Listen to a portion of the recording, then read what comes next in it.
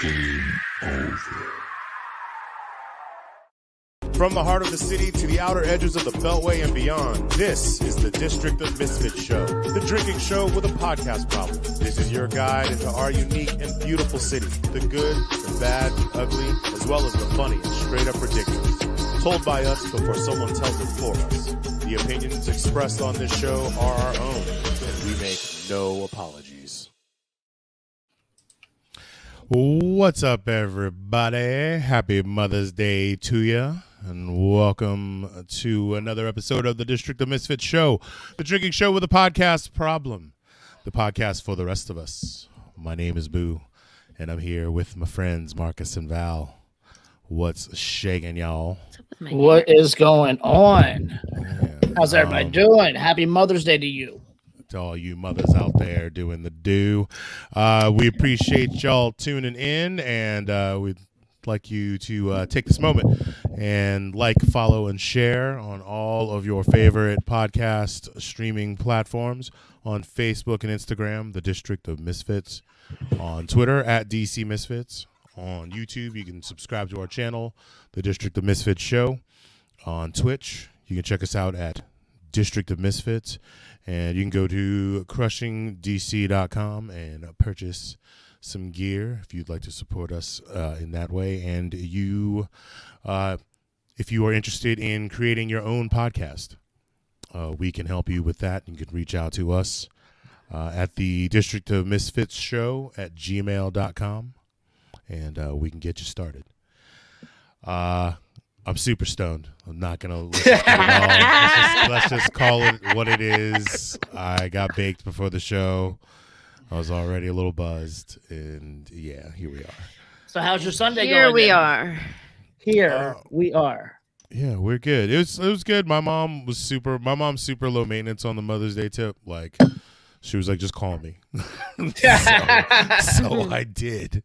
And I'm going to see her tomorrow. Like, it's, I see my mom all the time. We're good. We're good on that. How about you guys? Marcus, how was your Mother's Day?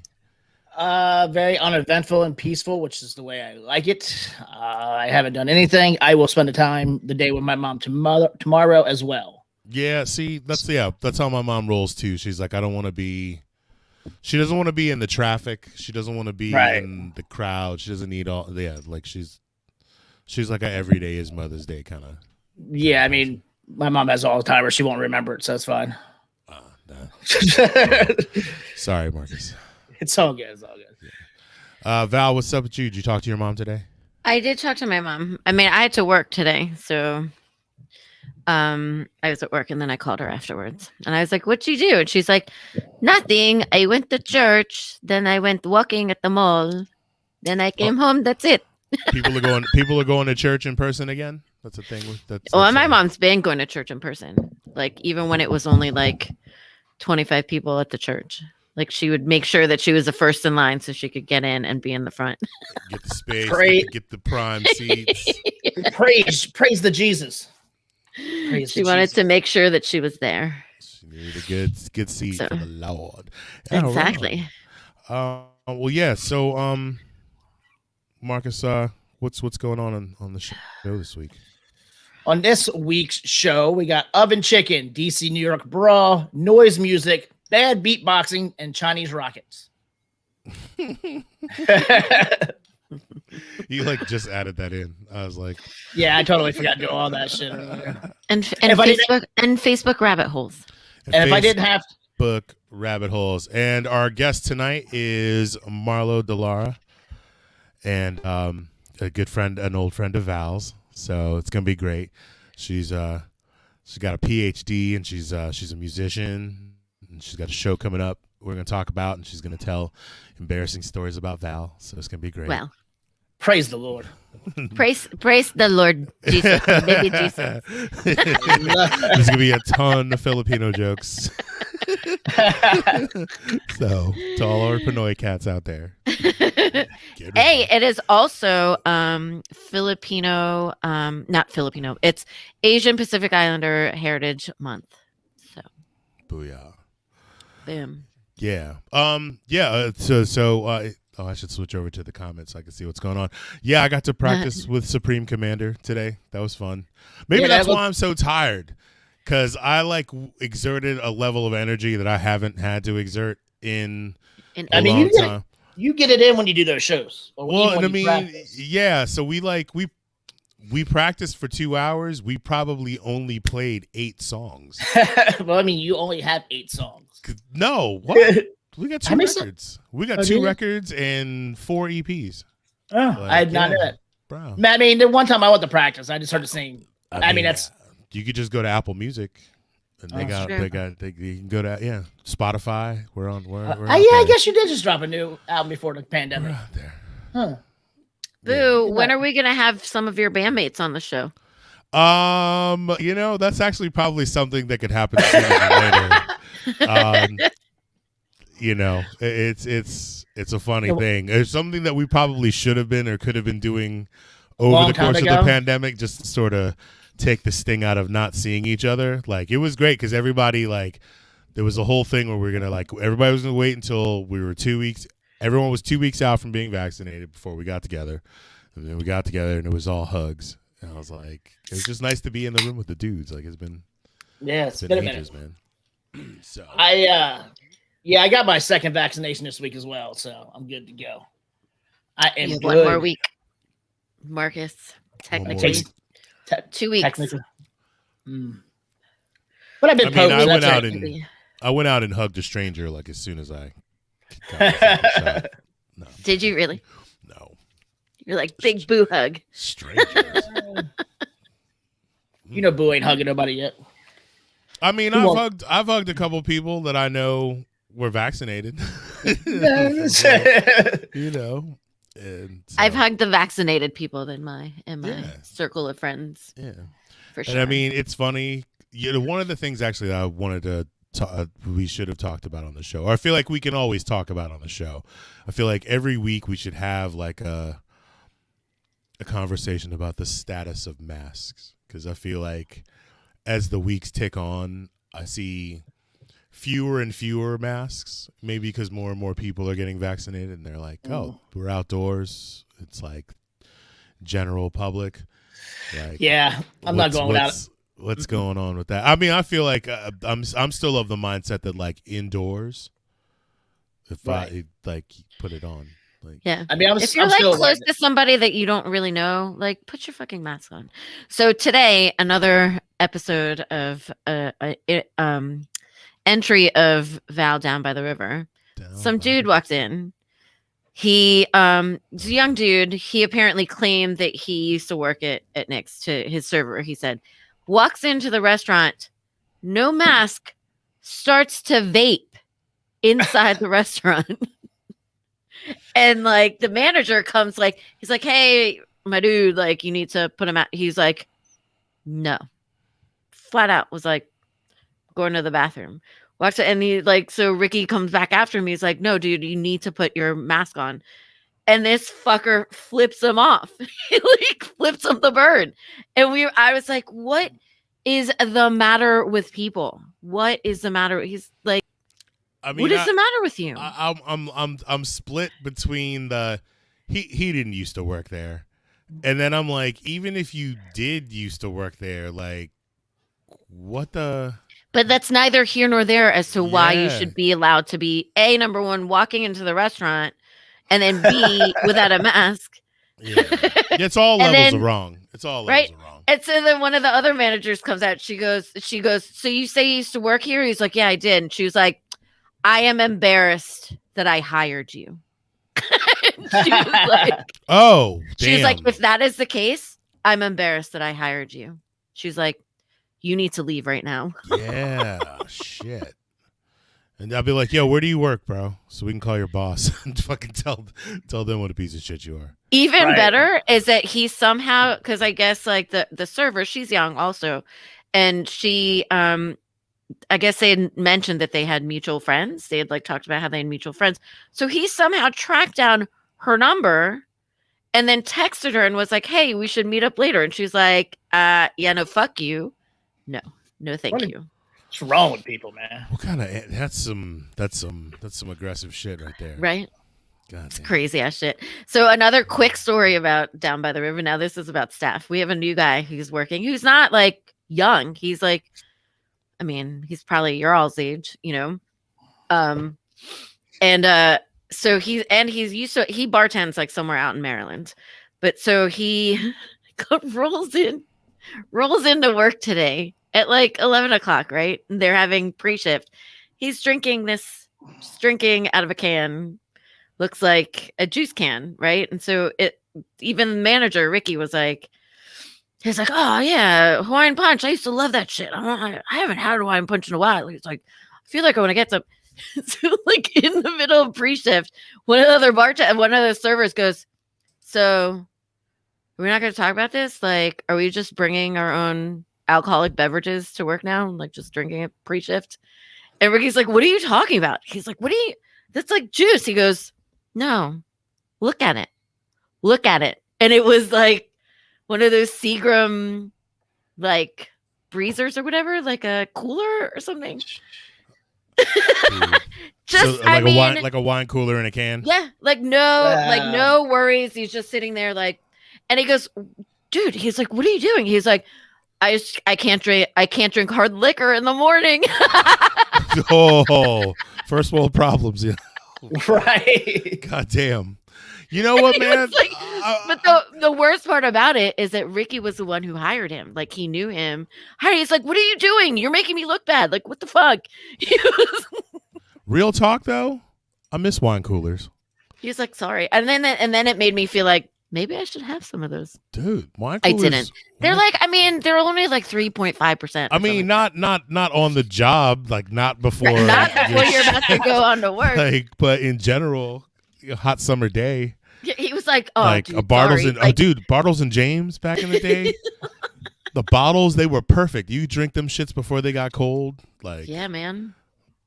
Yeah. I don't know. I was like, first we need to have a conversation about what life choices you're making, that you're drinking this shit out of a can. What are you doing at 11 o'clock in the morning? Well, I mean, the man was pretty plain in it that, you know, I can't drink liquor. It's too early for liquor. We all thought that it was just his little juicy juice. I'm trying to get through the workday. Do you want me to get through this shift? I'm going to need to drink this wine cooler. I can't have liquor. Can't have liquor in the morning. I mean, he was just like, sorry, dude. I hate it when that happens. Apologized. I mean, I was like, only here. Only dude. here. Down He's like, get rid of that shit right now. He's like, yeah. So my name is Boo, and you can find me on Facebook, Instagram, and Twitter at Crushing Boo. Marcus, where can you be found? I am the pasteurized chef on all of the fun platforms. And you, Valerie? I can be found at Valerie Michelle Torres on the Book of Face. Valerie Michelle with 2 L's. And Twitter and the Instagram at VMTDC. Nice. And shout out to Jamie, who ended up having to work. Cannot be on the show. Although it would have been not funny. Renacenter's fault this time. It would have been great though if we could have had him set up a laptop or his phone at Looking Glass while he's bartending. Like even for just a few minutes. I mean, technically speaking, set up like on the side. Technically speaking, I mean, he could probably just click on the link and use his phone. He's been on the show on his phone before. It's true. Up until he started going to Rent-A-Center, he was on the phone. Dude, he's gonna get so tired of the Rent-A-Center jokes. He's gonna be one day he's just gonna pop. It's gonna be nuts. It's gonna be wild. It's gonna be wild. I'm doing some bad things right now. I'm mixing all the different wine coolers, beverages, all the different ciders. Seltzers. It's a spritz. It's a sangria. It's leftover from last week. Oh, dude, those things are so bad for you. Right? And then so bad last week, if you all recall, I was drinking the Verdi that reminded me of my cousin's wedding. There was also this raspberry sparkling. Why don't you just put it all in a glass and drink it? No. but I want to try. I mean, it. what's the worst that could happen, Val? I mean, I could just pass out, I guess. I mean, you got the could pass out pineapple in the middle of the show. You just fall down. I mean, you got. I could do what I did after show one time on you, boo. I could be like, yo, I'm telling you. That's still one of the best episode aftermath. Man, the best material that no one ever saw. and the best is the next day. I was That like, 30 minutes. That 30 minutes post show was fucking brilliant, and no one but us. Not recorded, nothing. And I'm sitting there like, I think she's asleep. She's fucking asleep. I right was now. like, and I was on a roll. I mean, Boo was putting in some time. I was gonna turn Val into a socialist. I know. It was so close, so close. If only I was awake. I was like, yo.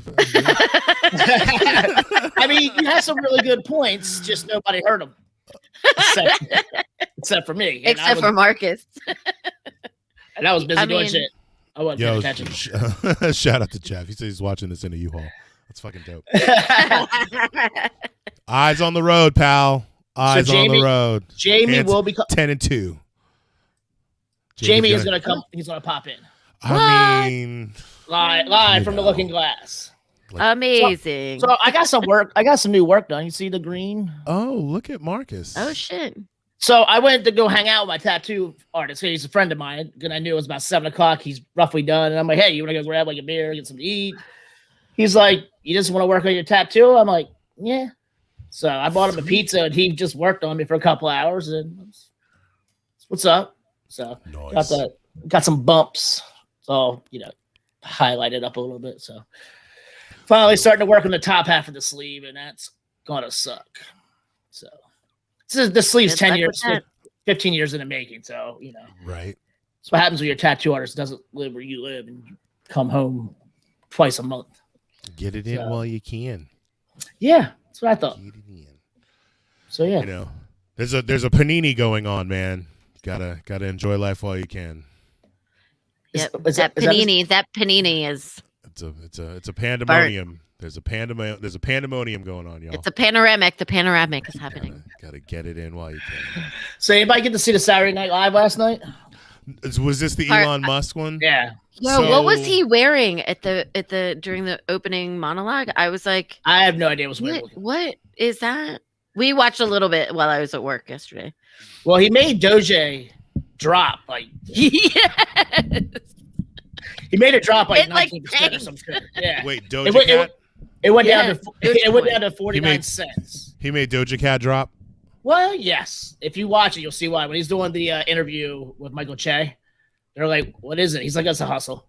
So he basically kind of dogged it a little bit. Dude, of course cryptocurrency is a fucking hustle. The stock market is a fucking hustle. Yeah. Like all that, it's zeros and ones, dude. Money used to be based on how much gold a country had. This shit is based on bullshit. It's imaginary. Based on bullshit. Sorry, I'm having a mic stand issue. Is your mic stand high too? My words are so heavy, it keeps knocking the mic over. What I'm saying is so heavy, man. The microphone's like, whoa. All right, I think I'm back now. Yeah, so I'm not surprised. And like this fucking egotistical wannabe Tony Stark looking ass motherfucker, like. I mean, he essentially. That's why it's one of the reasons why I didn't watch SNL. I wanted it to happen, and then I wanted people to I wanted it to be bad and for people to roast it. So. Did Black Twitter roast it? I don't know. Somebody go check Black Twitter. See if they're roasting it. I don't know. I could probably do that. I was gonna say, does it work for Marcus to Bing it? No. Bing, are black people roasting Elon Musk? All right, I'll get right on that one. Bing it, dude. Bing that shit. Bing that shit, Marcus. Fuck. Oh man. That montage is gonna be amazing. Right, Bing that shit. The Bing that shit greatest hits. coming in 2025. Yes, he gets roasted. Yeah, 'cause black people ain't going. They're never gonna lie to you. Black Twitter will never lie to you. It will tell you the truth every time. Who else is posting? All right. What else are we talking about? Oh, Both forgot he was on the show. I mean, honestly, I didn't forget I was on the show. That lapse in conversation didn't seem as long to me as it probably felt to everybody.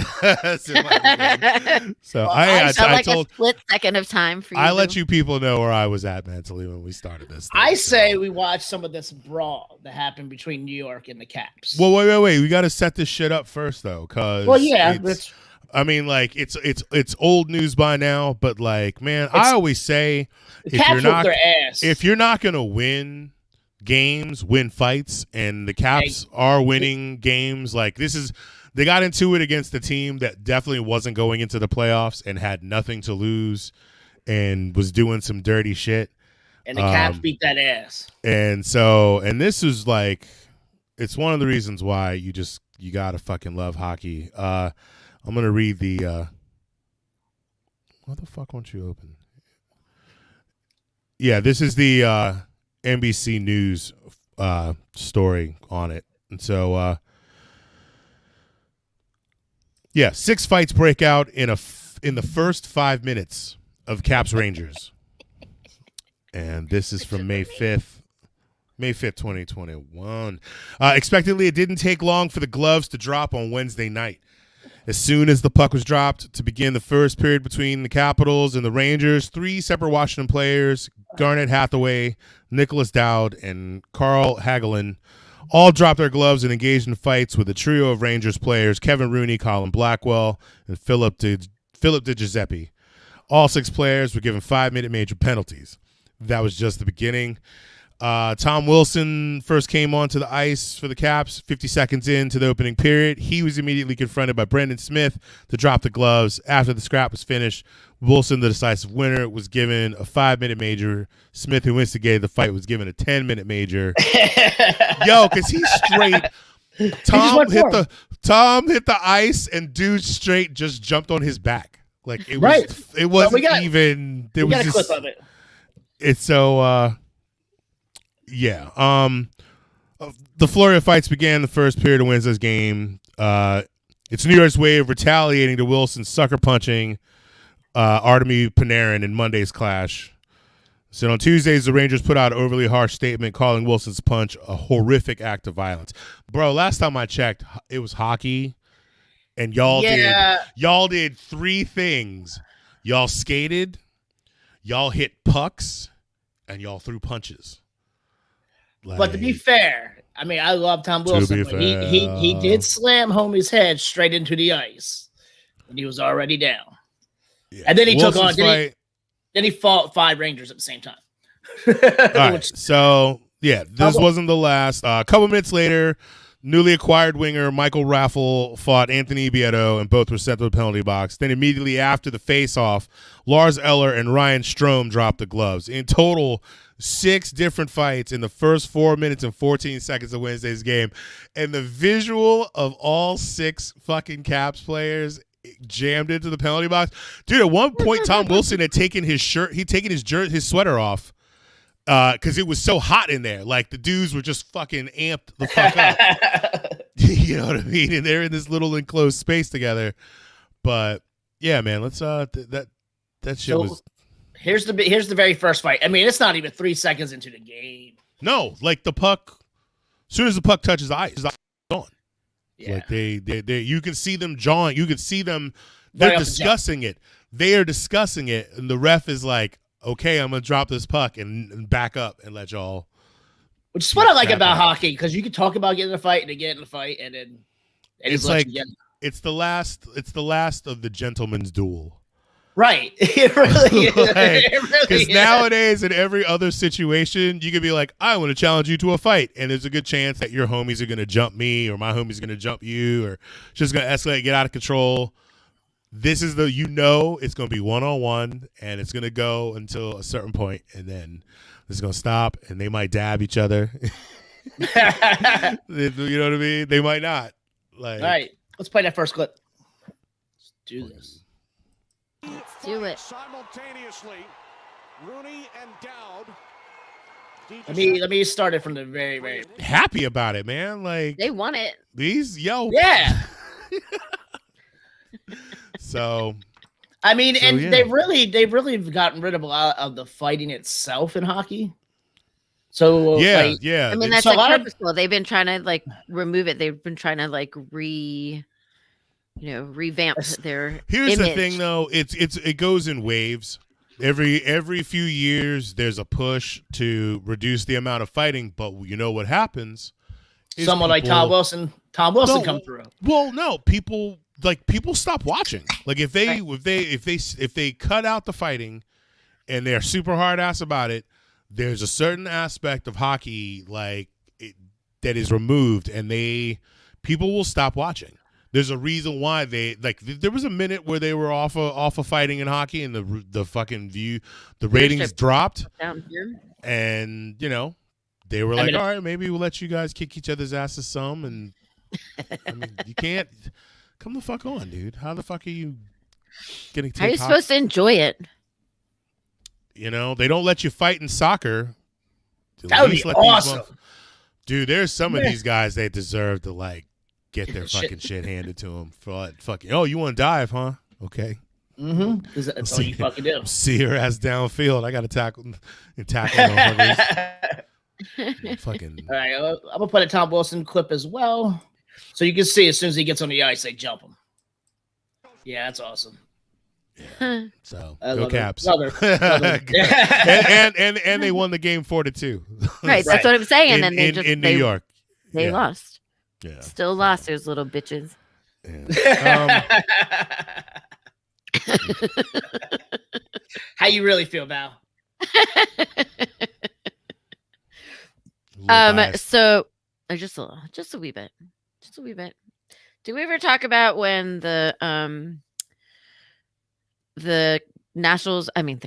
Capitals were down at the waterfront at Nick's right that's after why they I won? made the joke about swimming backstrokes in the fountain. Right. So did I ever talk about how I reached through? Yes, 300 times. Nah. On the show? We showed pictures. On the show? Do tell it again, please. Can't wait to hear it.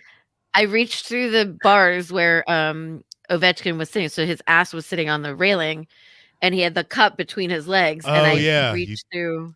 Yeah, you violated him. I touched the cup. I could have violated him, but I just touched the cup. I mean, you cupped his cup. I could have cupped and then cupped, but I just the cup. Make that a hashtag, Marcus. Hashtag cup the cup. Hashtag. We don't want to just win the cup. We want to cup the cup. We want to cup the cup. You heard it here first, kids. Fuck. Exactly. So I did something this week. I had to testify at this hearing on Wednesday. It was by Zoom, but it was about at the Department of Employment Services.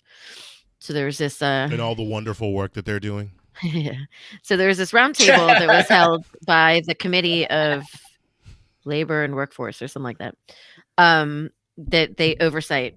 They're the oversight committee for other things, but also the DOES. And so we were informed during this hearing that they are being investigated. They're going to be audited by the Inspector General. So that was something that several of the people who were testifying were already calling for, in their testimony. That's what they were going to be calling for. And then before we even started, the two chairs of the committee, it's Alyssa Silverman and Robert White. So they already revealed that they were going to be, the Inspector General was going to be auditing. You were about to lose your job.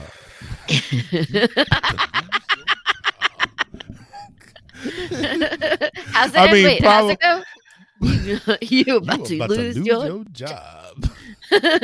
Sick it now. I put that up a couple weeks ago. You did, and I watched it 1,000 times. You had the remix, yeah. And then I actually looked it up. I wanted to find out what happened to her, and she actually I don't know, there was like a GoFundMe page for her. Like she was on the streets, and like her sister, her family couldn't find her. She had like just, she had a few, like some mental health issues, and like so they, because of that video, they were able to locate her. They found her at her home, and she's doing much better. Like I think she's like gotten a job. Sometimes you just got to go viral to get the help you need. I know, right? Anyway, so yes, I mean, somebody's going to lose their job over this, because you about to lose your job. You about to lose your job. Get this dance. Get this you dance. About to lose your job because you are detaining me for nothing. You about to lose your job. You about to lose your job. Get this dance. You about to lose your job. You about to lose your job. Get this dance. You about to lose your job. Get this dance. You about to lose your job because you are detaining me for nothing. You about to lose your job. Get this dance. You about to lose your job. Get this dance. You about to lose your job because you are detaining me for nothing. You about to lose your job. Get this dance. You about to lose your job. I literally watched that like at least for like a half an hour after you posted God it. bless YouTube. Oh, fuck yeah, dude. Thank you, about to interwebs. lose your job. Anyway, yeah, so it was pretty, what I find so frustrating is that, the council members who spoke, it was very clear before anybody even testified that they had a very clear understanding of what the problems were. And I was like, that's lovely. And while I appreciate your sentiments and all the words that you have given us today, I was like, what we really need is an unemployment system that works. That's what we need. Like the platitudes are doing us nothing. And I was like, I think I mentioned, a lot of other people mentioned, like I was like, I spoke to 3 different people in one day at DOAS, and each time they gave me a different answer. Like that's not acceptable. So I mean, it was, I think the thing that is also unacceptable is, in order for people to have their claims resolved, they had to testify, because DOAS was watching the hearing. So unless if these people hadn't tested, like I'm lucky, my issue, I wasn't testifying because I had issues. I was testifying because there are multiple people who have come to me asking for help because they haven't been getting paid or they've had issues. But the majority of the people who were testifying had issues and hadn't gotten, like Valerie Graham, she hasn't gotten paid in 7 weeks, and there's like no answer to it. Like they just keep telling her there's a glitch, there's something needs to be fixed, and then just be patient. All right. Just be patient is what people keep saying, is just be patient. Sheena Wills testified. She had to have some sort of, she was told that she had a hearing so she was never noticed. She was never given notice about it. It was on Friday. This hearing was on Wednesday. She found out it was on some charge of wage fraud from U-Haul. So this was even before the pandemic. What? And the only reason why she found out about it is because the GM over there got an email and said, oh, they're saying that we filed a claim against you for wage fraud and we didn't. And so now we're called to this hearing also to to testify or whatever. And he was like, we didn't do any of that. So I feel like the only reason why it was resolved so quickly was because Sheena testified. Like the judge on Friday told her, the judge was like, I don't even understand why they even filed this claim. Like, this is ridiculous. This is absolute bullshit. And like, I'm dismissing it right away. So damn, that's crazy. I mean, hopefully, so while people were testifying, DOES was resolving their issues while they were testifying. But that's ridiculous. That's fucking ridiculous. But that's what I'm saying. What's so preposterous about it is that you have to testify. Like, you have to testify at this like public hearing in order for your shit account go to be through. resolved. Like, that's shit. Yeah, it's bullshit. You know, so hopefully heads will roll and like something will be remedied with this soon. I don't know. She's director Unique Morris Hughes, like, she has a thing on Wednesday, I think, and like another public hearing of sorts, I think, scheduled for Wednesday, where some of these things are supposed to be discussed. So I don't know, something's gonna have to happen. I think we'll take a quick moment to head should definitely roll. Take a moment to tell your friends and tell your mom and tell her friends to like us, share us, follow us on Facebook and Instagram, The District of Misfits Show, on Twitter at DC Misfits, on YouTube, The District of Misfits Show is our channel. You can check us out and other amazing podcast content on Twitch, District of Misfits, and you can go to Crushing DC and purchase some gear. And if you are interested in doing your own podcast and you need some help with that, we can make that happen. Reach out to us at the District of Misfits Show at gmail.com. We should bring our guest on, or should we play a video and then bring our guest on? Can we play a video? Let's play a video of her. This is from a show she did. It's a 3-minute clip. We'll go ahead and play. Okay, great, because I have to use the facilities. And this is what we call, what was it? Bad beatbox. That's what she said. Is that what we were calling this? That's what. So she's going to explain it to us because I have a lot of questions. So let's show the clip.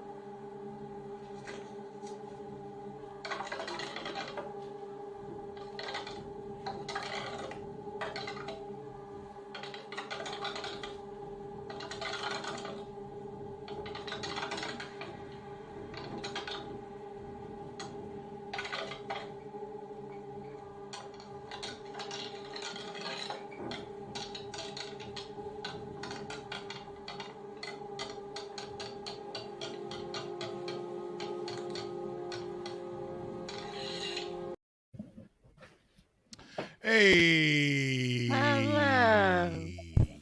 Hi. Val, why don't you make the introductions? Our special guest on the show tonight is Marlo De Lara. Right over there. There. Yeah, just stop doing that. There. It's very confusing. You're just getting it wrong. You're just getting it wrong. She is currently a professor at a university in LA, right? LA. Mhm. And is also a musician. She a performer. She'll be performing in DC on Friday the 14th. Marlo is also one of my oldest and dearest friends' younger sisters. Younger sister. Marita only has one sister. I can Younger- multiply one- if you'd like. One younger sister.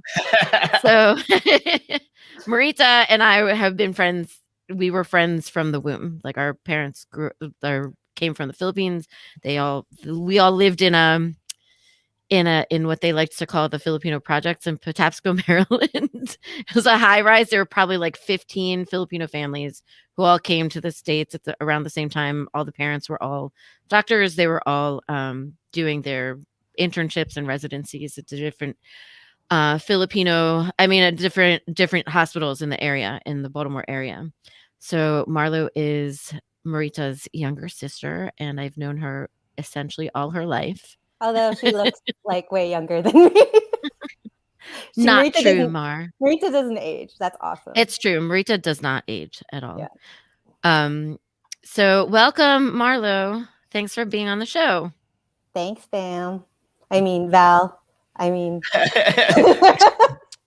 Explain yourself. For those who are unaware, my Filipino nickname is Bambi. And so but weirdly not Bambi the deer. Like it's Bambee, not Bambi. and my dad calls her Bambalina. So It's true. The nicknames with nicknames. I can relate. yeah.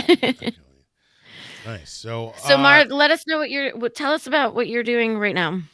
What are you doing Right now, with your life? So because we went online, I'm kind of been like doing a lot of like more like course curriculum design for like I actually work for a performing arts conservatory university, so like all fame kids, and they're all Leroy, which is awesome because it's my favorite character. Although I always want to give a shout out to Nia Peoples, and then people are like, oh no, that's a TV show. But anyway, then they don't get it. They're all like, look, old Dude, lady, shut up. Shout out to fame in general. Like, Yes. Yeah, totally. I want my childhood.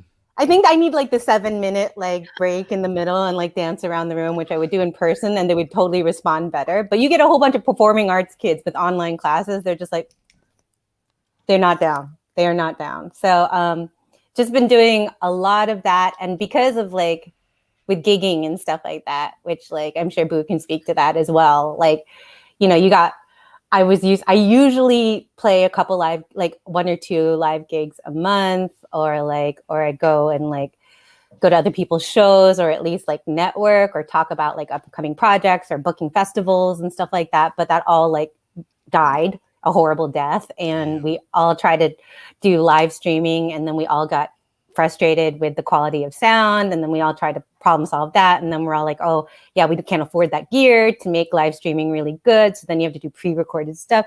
So a lot of like problem solving, like as a musician who can't play live right now.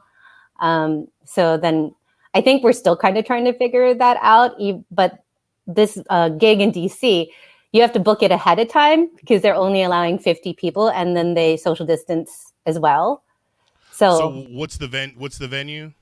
It's called rhizome or rhizome. It's one of those math terms. I'm not the best at that. Rhizome. I think it's rhizome. Yeah, I'm not the best at math.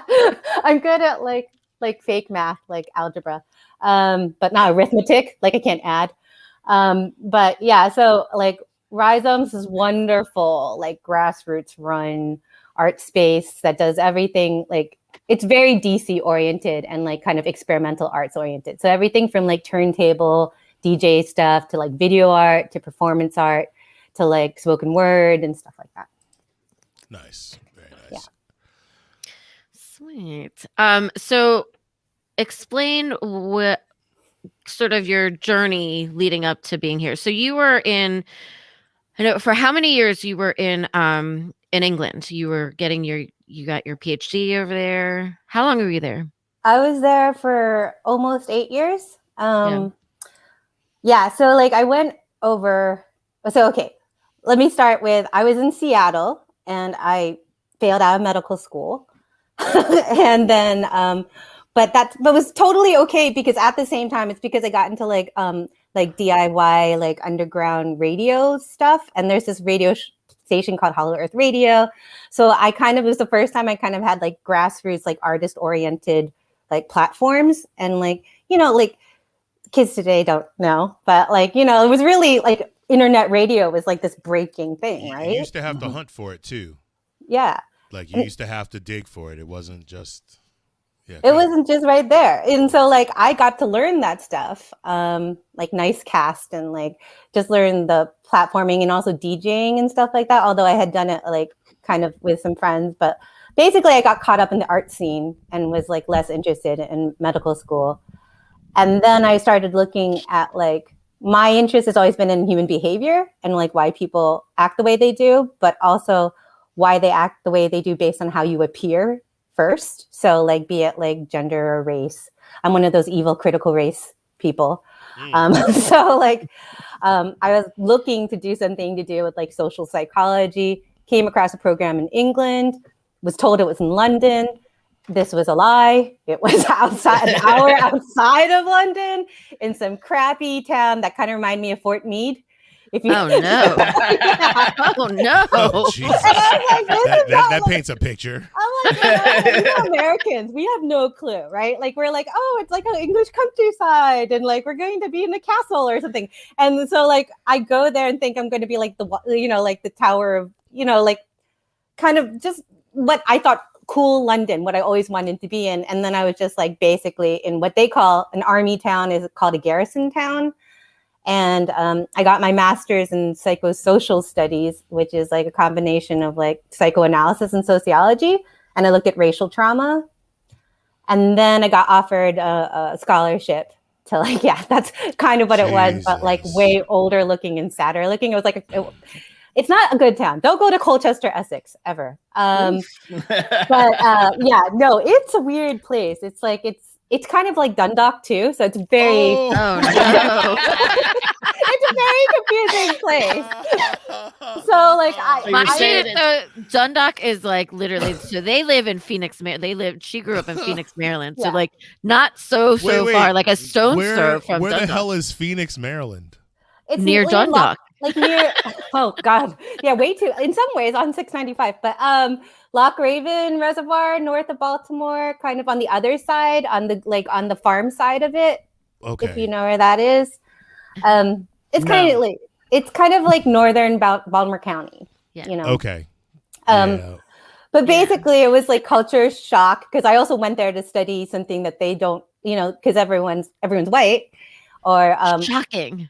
Or in that area, everyone was white. Although immediately after I left that area, like I actually went to London and I met everybody else, because everybody is in London, right? It's all like Blade Runner, right? Like it's all like everybody is like, like every like nationality is there. Like God bless sci-fi for doing that, All right, ladies and gentlemen, we have an appearance from the amazing Lives Infamously. Bars Simpson. The who? The Bars Infamously. Bars Infamously. Hello. Oh, hey, Jamie. What up, Jamie? How's things at the LGL? I'll see if I can see you guys a little better. Oh, there you go. Am I here? How's things at the lounge? How the fuck are you guys? Good. Can you not hear anybody? Can you not hear us? I can hear you. I can hear you. I just can't see you. I'll see you later, bud. How's work? It's fucking annoying. It's Sunday. It's Mother's Day. Hope you guys are people in there getting drunk with their moms? I wish. There's no one here getting drunk with their mom. which is annoying as shit. There's somebody in there getting drunk with somebody's mom. Oh no, wait, I'm sorry. Wait, here it's Looking Glass. Here's the Yeah, you know somebody's in there getting drunk with somebody's mom. Maybe not their mom, but Somebody's mom. You know. Oh, Hey, yeah. Georgia Avenue. Georgia Avenue. What's Never up fails. on a Sunday? Never fails. Sunday fun day, Georgia Avenue. Hope those people are okay. So I mean, you're in the home stretch though, right? You got midnight curfew. we got a curfew tonight? I don't know. Don't y'all close it? Don't the bars close at midnight?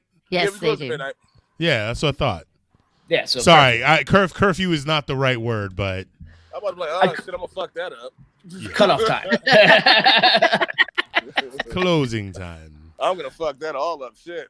Yeah, when do you think the mayor's gonna finally push that shit back to 1 a.m.? Honestly speaking, I don't think we have until it's gonna be sometime next year. Especially Next with, year. I don't think so. I If think you she's look going to at- extend the time, like in June. I Next think. year. Listen I what see I'm July. saying, listen what I'm saying. People aren't staying home. People are going out a little bit later. The amount of house parties that are going on. You know what I mean? Like no one can just chill on this a little bit.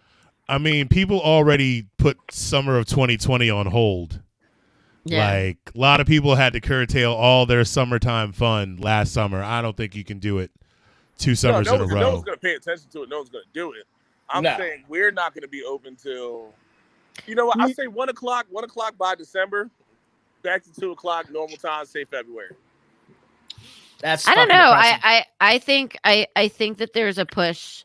I mean, I don't know if you all saw that Kenya McDuffie and Brooke Pinto, they sent a letter to the mayor that was pretty forceful about needing a clear roadmap of reopening because the businesses are languishing in DC. Yeah. So, I You mean, know, I think one thing- part of it is that like Kenya McDuffie is really pushing to like run for mayor in 2022. Dude, you took the The words one right out of my thing that I mouth. like about, what's her mayor's name? Bowser? King Koopa? She don't give a fuck. Like, she don't give a fuck. She out there eating pussy We all didn't the do goddamn safe time. words today. No, we so didn't do safe words, and here we are. Here we are. And here we Here we are. are. You know, fucked up and left Jamie in for 5 minutes while he's working. It all went downhill. I'm just saying, you can't tell me that woman gives a fuck. She doesn't. But you know, I mean, I'm hoping that if there's enough pressure, that there will be at least like I said, like a roadmap in place for reopening within like the next 6 months, at least partially. Like, I really think come the summertime, we're gonna at least be able to be open until 1 o'clock. I mean, yeah, think. because honestly, if you're someone in, oh my God, damn. what? Whoa, The Marcus. fuck? That's a thing, dude. Are you shitting me? Oh my God. Oh Marcus, my where did you pick God. that from? What evil bastard Oh did my that? God. Where did you bing that from, dude? Where did you Seriously. pick that from? I thought. think that- Oh my God. All right. Anyway, That just took me completely out of my fucking game. I was not expecting that. should I just say safe word? Safe word. Safe word. I'm just gonna say that I want you to send that to me and with some feet pics, and we're gonna make that happen. Safe word again. Safe word. Safe word again. You better don't. Hey, look. My safe word is great. Safe word is great. Great. I think my original safe words were "don't stop" Don't and then stop. and then "stop." Don't stop. Just don't stop. Don't stop. Don't Can't stop. stop. Won't Don't stop. Won't stop. Don't Get stop. it, get it. And then Marcus Get- made a joke about like Space Force, and I was like, I like this guy. I fucking like this guy. And then you regretted it ever since. that Bowser thing. Never regretted That it. Bowser Still- thing just fucked me Contrary up, to popular man. belief, I still like the dickhead. I I'm completely just saying. lost my train of thought. Oh my God. I had something really, very important, Profound. something profound and pertinent, and it's gone. Something that might be It's fucking slightly gone. important. Who knows? It's gone. Gone. But Oh thank you yeah, I guys remember for- now. thank you guys Wait, for letting me hold on. like 5 I remember seconds. now, dude. Like for me, it's like when do we get to the point? How long do you think it's gonna be before we can have full capacity events at the arena. Oh no, that'll be next year. You know for what, sure. Boo? You Next year. said something. You said something very important. Full capacity. You better don't. And I think that's something. I feel like full capacity events is something that no one's actually talking about. A lot of people here at Looking Glass talk about that, and it's just like, yo, I want to go see a show, but it's like, am I gonna wear my mask? Am I not gonna wear my mask? It's like, is this gonna be a thing for the rest of our lives? Are we gonna keep going?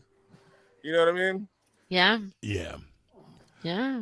I mean, and the thing is, honestly, like nobody knows. Like we can all suppose, we can all kind of make predictions about what's gonna happen, but nobody fucking knows. You know, it sucks. All I want is for people to be able to sit at the fucking bar again, so I don't have to get out of the bar and like run around the whole thing to go and fucking. Yeah, I didn't become. You didn't become a bartender to wait tables. I didn't become a bartender to race around like a fucking track star, like running around the bar all day long. That's all I do is run around the bar on the outside of the bar and then come back in and then go back out.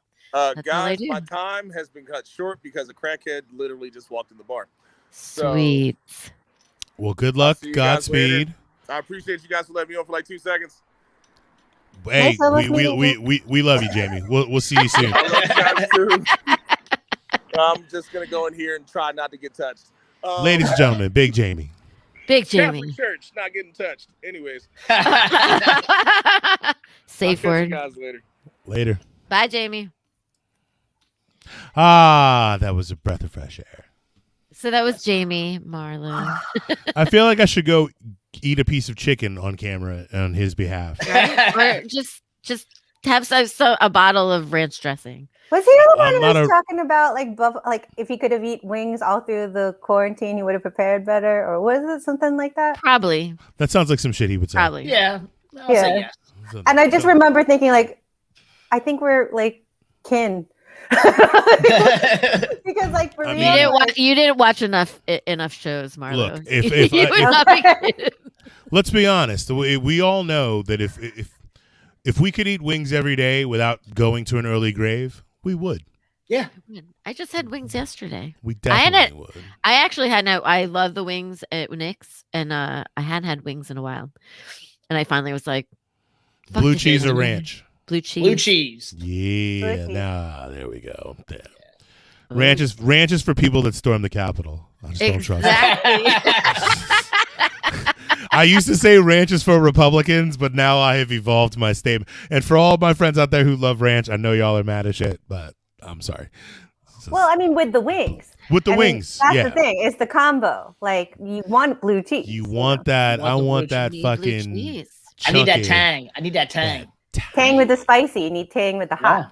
Yeah. Mm-hmm. Yes. I especially like the blue cheese that has little chunks of blue cheese in it. I don't trust it. I don't want no runny ass blue cheese. I want I want to have to like dig through a chunk of blue cheese to get my fucking wing in there. That's like forensic.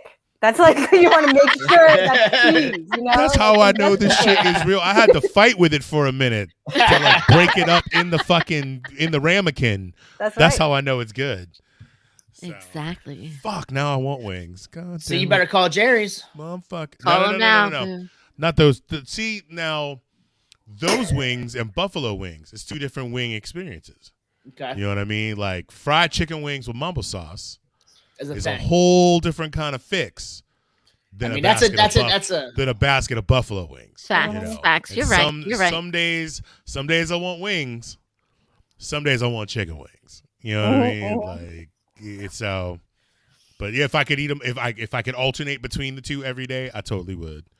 I mean, you could. If it wasn't going to put me in an early grave. I'd probably eat wings like at least 3 times a week, at least. I mean, I did. There was a point in time when I was in the bars, like that was at Asylum. Oh my God, I had wings probably fucking 4 times a week and waffle fries every fucking day. Delish. Like. Waffle fries made in the wing fucking grease. Like in the wing, because we had 2 fryers. We had the vegetarian fryer and then the fryer for the wings. And I was like, don't you ever cook my fries In the the vegetarian. vegetarian. You motherfucker.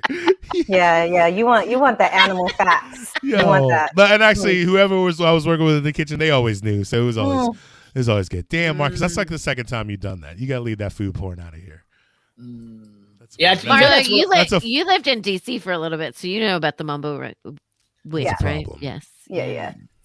Oh yeah, Mayor Bowser not fucking thinking mumbo sauce is all her. that. Like, she's That was my turning point with her. As soon as you went, a lot of people broke up with her over that shit. I definitely did. Because I fucked with her a little bit like Yeah, before that, and then yeah. she made that comment, and I was like, oh, we're gonna have to break up over this, Mayor Bowser. No. No. Shit. Say, Marlo, why don't you give us some of your social medias real quick? Yeah, tell people where they can find your resources, your music and things. Yeah, you can pretty much find me anywhere with like at Marlo De Lara. On like Twitter, on Instagram, and then it's Marlo. I think it's Marlo Eggplant Music on Facebook, and that's pretty much where you can find me. And if you want to look at my crazy career, you can go to LinkedIn. And if you just want to look at like my website is pretty much, I try to do like the artist, activist, academic thing all the same time, and it doesn't really. I'm not very good at schematics, so I just throw everything at it. Like, you're trying to check if your pasta's done, and just like throw it at the wall, and just like that's how my website is. So like, yeah, something stuck. I think It's in there somewhere. Yeah, it's somewhere. There. As long as it's there, that's all that matters. If you click on enough stuff, you'll find what you're looking for. That's what we get Instagram for. Yeah. So in your bio, you talk about feminism and activism. So what are some of the things that you've done over the past few years that are like highlights for you? Well, okay, so like, again, this dates me to the kiddos, but like, so I started a virtual collective of artists and musicians who are women, because when I was touring the first time I toured, and at the time I was playing the drums, and this is when I was in this band with like one of my really good friends, Tim, and also my ex-husband, but we're still really good. We were touring cross country, and I was carrying my drum kit, and I just got all this like so much stuff I didn't prepare for. Like, people were just like, oh, only the band's back here, and I'm like, I'm headlining. And then like I talked to like the promoter, and they would be like they're a female promoter, and they're just like, yeah, just so you know, we have to deal with some stuff. And then I talked to like the female bartenders, and I talked to like different radio stations, and I realized there was all these other women musicians, women in the industry, who were all like having difficulty they always had to put like triple, quadruple, like we're talking 2003, right? So there wasn't even language around that. We just kind of worked around it. We just did it anyway.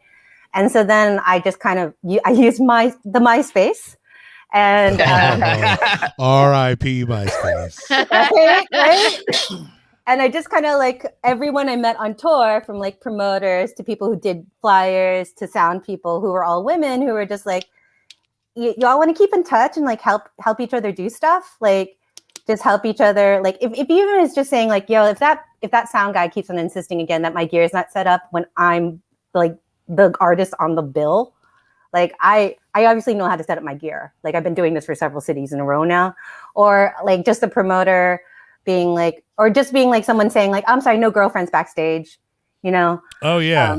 Well, it's like that's reminiscent of when we had and I feel bad because I'm blanking on her name. She was on the show. She owns a bar. Your friend Val. Fuck. Oh my friend, she owns a bar. She owns a bar. Gracie, thank you. Gracie's like talking to people, and they were like, they treating her I'd like she's. to speak to the owner. Yeah, like treating her like she's a server or some shit. Like, she's like, I am the owner, asshole. Sorry, Gracie. My bad. I cannabis. Anyways. Yeah, so I like that was such a thing that we could like, it was like the laugh cry. You gotta like do that with your buddies, and like we were all just like laugh crying about it, and then like eventually you're just like, no, for real, like, how do I tour in like Oklahoma? Like, how do I like book stuff? And then we were doing that online, and then eventually someone did like a a case study about it, like about how I was using the internet to kind of make a collective, like, because there was no leader. We were just like a resource network, and we still are. And so there's been like a couple, it's had a good deal of an afterlife of like, I'm still kind of the one who runs the directs people, but you know, we have pretty much women in like every country. And do you have a guesstimation of how many people are involved? How many people? Well, we try to use this. I mean, I'd say officially, because we also have done a couple comps, and like based on like how many people participate in the comps, I would say that there's like officially probably about 100 women who participate regularly. Okay. But that's like, but then there's like that, you know, the ripple out, like, you know, like the graphic designers who do the flyers, or the people who mix it, or like, right. So like there's those people too who aren't necessarily like recording. So yeah, I guess like I think it ended up being something really interesting to people, which is if you don't have a defined leader, like how do you do this? And I was like, well, it's the same way you do with your friends, right? Like you just talk to each other, like, hey, you know someone? I know someone. Like that's all it is. Like that's the entire model. But you know what though? Even in a group of friends, there's the one person who's sort of the anchor. You know, like there's always in a circle, or at least for me, like there's always in a circle of friends, there's the one person. He's the tie that binds everyone together. Like, there's always that one person that, like, if it wasn't for them, some of these cats might not have ever. I mean, so who knows? Maybe by you became. Well, you taking the initiative to do it in a way sort of did make you like a de facto leader. Yeah, I think everyone knows that person who's like, I know a guy, right? Like everyone has that one friend who's like, oh, I know a guy, and like I've just like moved a whole lot, and I've played and like everything from like punk to this like experimental weirdo stuff. So like, and I'm a failed scientist and like also like an academic, and so like, and also like, you know, it's like I just know a lot of my friends like jokingly and be like, oh, do you know someone who's ever been an astronaut? I don't know, but you can ask Marlo. She probably knows someone who wanted to be an astronaut, who also wanted to be an orthodontist. Who also, you know, and I'm like, yeah. Well, I just like talking to. Actually, yeah, I do know that person. Yeah. I mean, yeah. But it's not like it's never out of this. It's just like just kind of being that person who likes talking to people. It's not like to be like. I'm never like, oh no, let me like take the reins. I'm like, what can I like? I might know someone who might be able to help you, and you can ask them. You know, like that's about it. Like. And that just became, I mean, that's all like, and that's just larger scale. It just happened like across the world. And then like, they kind of picked up, I guess the biggest one who also does their own thing is Ladyz, and it's called Ladyz and Noyz. And they have a Ladyz and Noyz Australia, and they do their own thing because they also do with like Aboriginal politics and arts and stuff, funding stuff. And so they've gotten like major grants with this thing.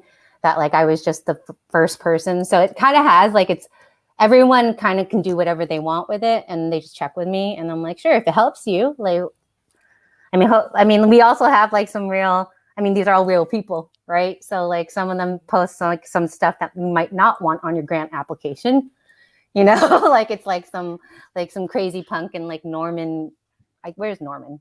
It's like in the Midwest.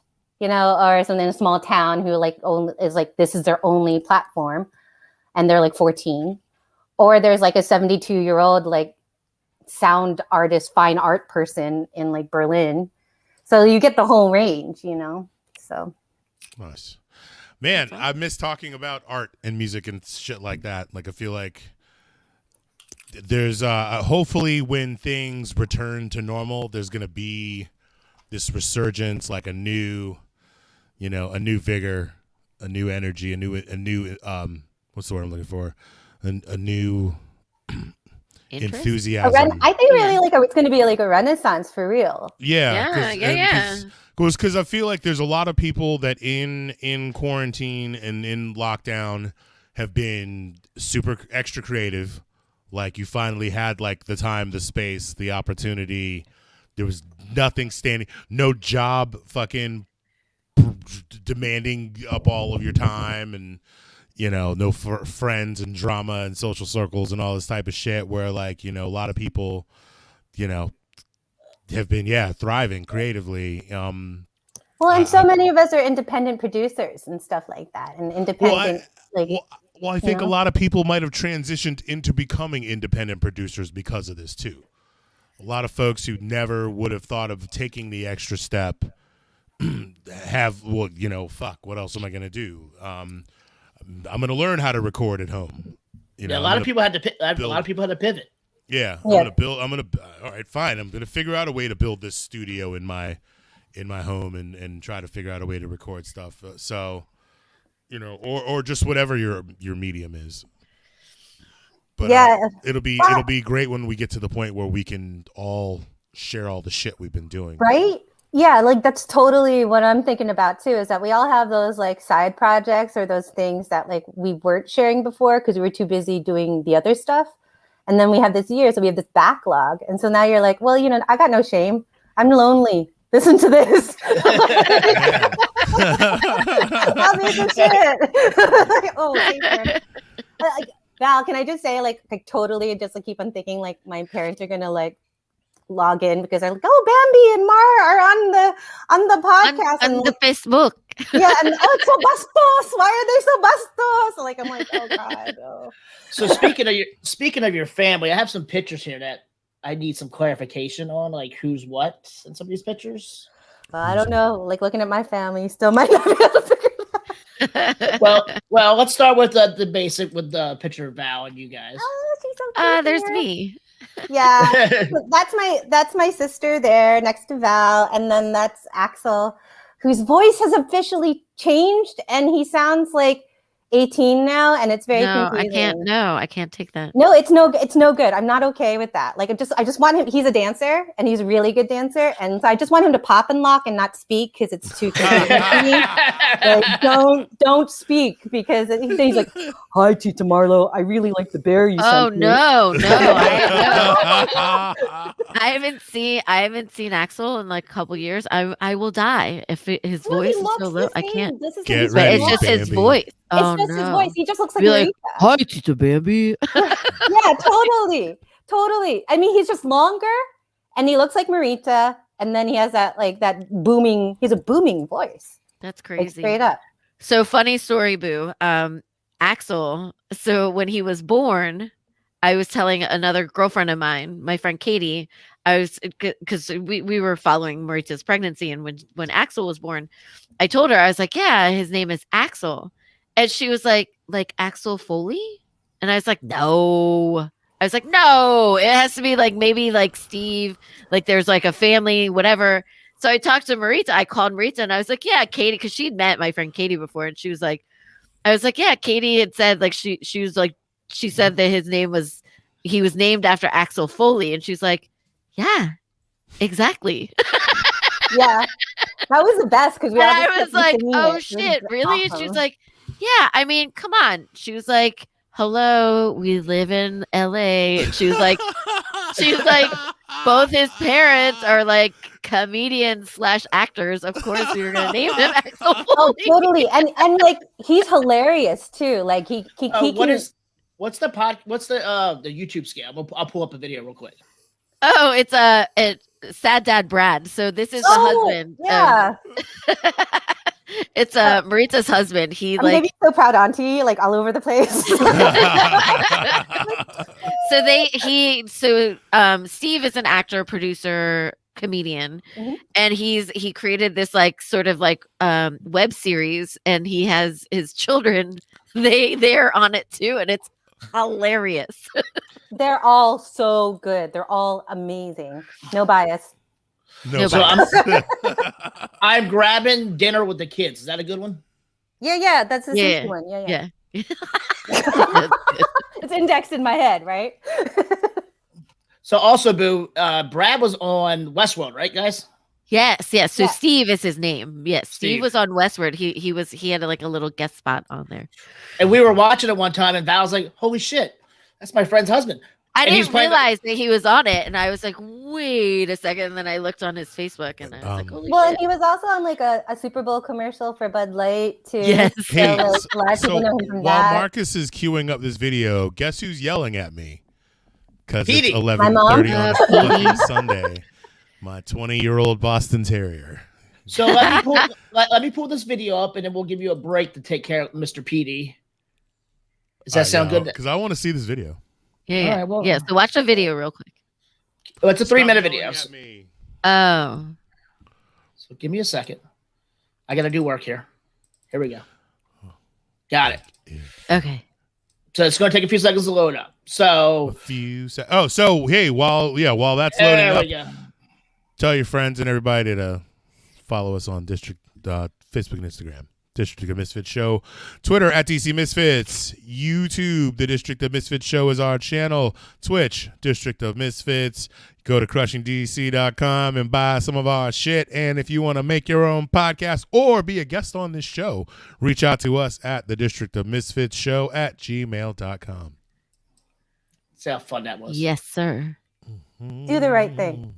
Do the right thing. Like and share till it hurts. Till your fingers bleed. So, do we have it? Are we doing this? It's loading, guys. Oh my God. So I have to keep talking? I mean, we have a guest. have That's a true. We guest. do have a guest. Yeah. Tell an embarrassing story about Val. Actually, okay, so I'm probably I am the kid sister. So everything my sister and Val did, I was always like, they're so cool. Because they were, to me, of course they were, because they were they're my older sisters. So and Val is pretty much she is when the gal in Filipino, I would call her my ate. She's my sister. I see her as a sister. So she was but I mean, basically they were new wave punk goddesses. Dude, you know what? Val, you need to fucking cough up some pictures of high school, Val. I'll find some. I'm gonna find some. I need I'm to gonna see. find Highly influential. I want to I see go- Val's fucking senior prom picture. When I go home, I'm gonna find pictures of me and Marita together. We were in a band. So did we not? Did I not ever tell you this? No, you never tell me anything, Val. We don't So Marita and I, we started They a were band. so cool. They were so cool. We started a band. It was originally called the Fermented Jujubes, and there were 15 of them. It was stupid. We were freshmen, and it was dumb. Eventually, it pared down, and there were 5 of us. We performed at the. Wait, you said there Filipino- were 15 of you originally? Yeah, and then we pared down to 5. Yeah, God. it was dumb. So then, Awesome. so then we performed at the Filipino festival at War Memorial Plaza in downtown Baltimore, and it was so hot. And so one of the girls who was in our band, our quote unquote band, she was not a musician. She just she had a drum pad that Marita had, and she just sat there and just hit the drums. The drum pad warped because it was so hot. It was so bad. But the funny thing is they all had the face, the stage face for the type of music they were doing. So no one could tell anything went down. They all just they were all bad. ooh. And then eventually the other 3 fell off the band also. So then it was just me and Maritas, and then we were the Sisters of Scorn. I have both those t-shirts. You're so Yeah. dark. Now, Marlo, you Marlo knows the words to the song. Marlo, sing part of the song.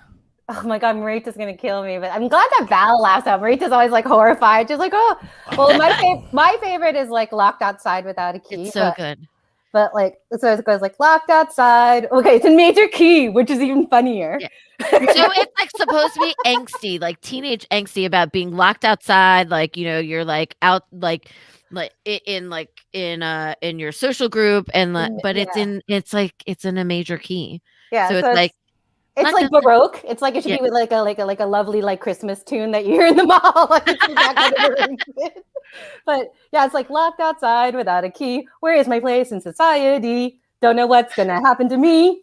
Where is my place in society? Look around the corner. Look around the bend. Oh my God! Did y'all ever? Tell me there's a basement recording of this somewhere. There is somewhere. Our friend Dude. Angela Bailey has I mean, Come on, Filipino- Val. There's gotta Recovery be- is coming soon. Life will Will never end. But You the way, gotta give the Lock and people what stay they want, Val. together. The- Don't let the way- anybody in. the What way is it? you, The Sisters of Scorn? Scorn. Yes. Man. that's a Reunion podcast. 2021, dude. Let's make this I happen. think I need to have Marita on the show. I think maybe like Ricky DeBorgia or Johnny Alonso would have it. Maybe. No, Johnny, I mean- he definitely, but I know that our friend Andy Bailey, he had a tape of it for a long time. I mean, I you're don't know what Filipino, happened. you're Filipino, so there's got to be a karaoke machine somewhere. There's definitely like those like straight up. Someone's got to have. You got to have like rehearsal recorded or something. I don't know. Marita would have that shit. She would be the one who would have it. Oh, and she's actually really good at keeping everything. So, like, I mean, if I really dug deep, I probably had a. Your mom probably has it it somewhere in that house. Somewhere in Probably. the Filipino. So church. my mom wasn't like really into my shit. Like when I was in high school, like she would just be like, whatever, you know. But like Marlo's dad, he was like full on, like our number one biggest fan. Like he would he would come to our shows. It's all about, like the thing is like he didn't like he would dance. There he is, looking There so he is. handsome, looking so handsome, and I'm like shaped like a gummy bear. Like he was like he would dance right up front, and he would do this. So their other song is "Do What You Want to Do," and he would dance like this, like super dad dance, like in the front to be like, "Do what you want to do, say what you want to say." They stare and laugh because you're not like anybody else. Do. But imagine like the Filipino dad being like, I do what I want to do. And he's like going, I say what I want to say. And then he would like make up different words. He'd be like, Yeah, I so eat what I insane. want to eat. And I then, like, play Grace what I is want to horrified. play. Like, this is my pain. This is my teen pain. Dude. Like dad's like eating. Yeah, my dad's like eating like a double chicken to it. You know, like. Oh, feel the love, dude. I And feel the Marita would be like, love. Dad, come And then Val's all out." laughing because like Val always. Val's trying to be dark, and he's over here. Like, I would just be giggling because he's not my dad. So I Yeah. like thought it was funny. And you're like, hey, Bambolina. Bambolina, let's sing the song. Come on, you play on your keyboards. That's a catchy tune, though. Catchy tune. dude, All yeah, right, you we gotta have- find the basement tapes, Val. We need to hear this. You gotta give the people what they want. All right, so I have the video loaded. You want to give it its proper due, Marlo? Like explain this to us. What Little is this video? backstory. It's the Brad video. She said no. Oh, just Brad let it video. fly. Yeah, just let it go. Just Just play let it it. ride. You know, he's a All right. good. So Brad is supposed to be a divorced dad. He's okay. And- He's a divorced dad. He's a divorced dad, and like the ex-wife is like in another relationship with somebody else named Eric. Yeah, and these are his real kids. This is Yeah, his kids. Gosh, all right. Yeah. All right, so we're gonna play the video. Everybody, fill up your drinks or your cocktails, and we'll see you on the flip side.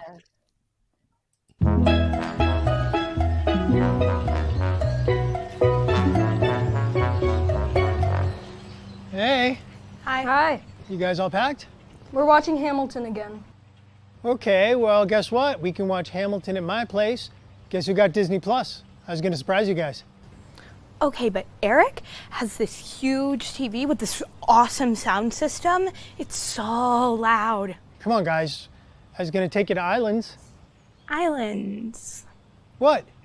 You guys used to love Islands. We get the Big Wave Burger, we can get the lava cake. I even wore the banana shirt. Yeah, you did. Eric takes us for sushi. Sushi would be so good right now. We should get Eric to Postmates it. No, we're not getting Eric's to Postmates this. This is my time. Just tell your mother that I'm downstairs and to get your stuff, and I'll meet you at the car.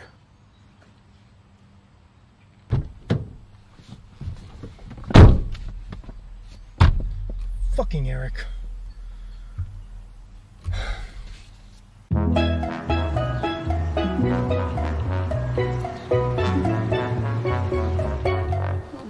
This doesn't taste like sugarfish. Tastes pretty good to me, Why didn't you get the fatty tuna? because it's a ripoff. Here, try the ahi. It's just as good. Or you're just cheap. Oh, snap. Nice, guys. Nice. Eric has this Mortal Kombat machine in his garage. It has like, what, 500 games? It's really fun. I've been getting really good at Tetris. If it has Galaga on it, that is my jam. Don't say my jam. It makes you sound like 1 billion years old. Or even more. Whatever. Just, can you pass the barbecue deal? You mean the Onagi? Just give it here. You know, Eric used to be in a band. They had like a record deal and everything. But Eric says he likes business better. What was your band's name again? It was so dumb. The Heaping Teaspoons. It was supposed to be dumb. That was the whole idea. We were like a joke band. It's supposed to be funny. That's a real thing, joke fans, right? Whatever. So we like spent the whole day on Eric's boat and I didn't even get sick. I think it had some sort of like stabilizer thing in it. Mom said it was the most relaxed she'd been in years. You should get a boat. You need to be way more relaxed. Yeah, I'll get right on that. What does it mean when something goes public? Public? Like the stock market? Yeah, Eric said that his company is going public or something. He said it was like a big deal. Yeah. Yeah, it's a big deal. It's nice for him. Mom and Eric were even joking about getting married. They were? Eric said he would do it, but Mom said after you, she's never gonna get married again. Ow! You know what? I'm just glad she's happy. She's happy, Eric's happy, I'm happy, we're happy, we're gonna have a great weekend together. I think I need a beer.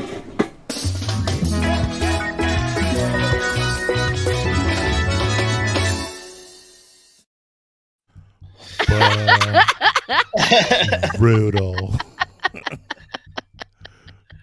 Brutal. Where'd Marlo go? There Go she get a is. drink. Gotta get my drink. Get your drink. Man, that was rough. He's so good. Like That's your husband? No, that's my brother-in-law. funny though. Brother-in-law. Because my sister and I have a very similar voice, and when we were living in LA at the same time, and and he called the house, he called the house and he was like, "Hey baby," thinking it was my sister, and I was like, "Oh my god, no!" I'm like freaked out. Like, I'm not. We have the same place. I'm so sorry. You're But, like, ew, take it. I know, So totally. this would be your husband. Yes. Look at that. Look. Who you met in England. Yes. I believe over there they call it. I believe over there they call it England. I like a nice Anglaise sauce. It's nice. Yeah, and he's a Yorkshireman. A Yorkshireman? Yes. So What is that? He's from Northern England, and it's kind of like more like it's he's from a town called Hull. Hull? And you're not supposed to pronounce the H. You're supposed to say O. Oh, okay. O. And so he has this super like working class British accent that like nobody. It's like the Baltimore accent, like only people who are from there know. Does he have the LO? No. Like this is like a totally like it's only people from England know that this it's like readier. It's like the Baltimore accent. It's like or like Pittsburgh. It's like Wuta. Yeah. The Wuta. Yeah, he does. No, it's like stuck inside his mouth. But yeah, he'll love this description. He'll think it's so great. But yeah, he's awesome. Nice. So you right now are in Lewis or Rehoboth? We are in Rehoboth for like a minute, right? And then we get like I think I was telling you about that when we went out that you get priced out of Rehoboth immediately once Memorial Day hits. I know. Yeah, I'm like, how does anyone live here year round? I guess you have to get the year lease, but You had to get the year lease, and a lot of people actually moved away from Rehoboth and Lewis just because of the price crunch. That's why you see places like where my parents live and Millsboro and Georgetown are actually kind of developing into a lot more not seasonal, year-round places. And a lot of people from the beach who work at the beach, commute 15 minutes. Like my parents, 18 minutes away from Rehoboth, so. Yeah, like most people live in like, what is it, Seaford, and Seaford, Delaware. I've been there. And Georgetown, I guess. Sorry, when I was a kid. Seaford used to have like DuPont, so a lot of people grew up there because of the DuPont plant. And then, once that closed down, they kind of migrated back to the beach. And I guess they're coming back now just because of the price. I went to a church camp in Seaford, Delaware. You went to church camp?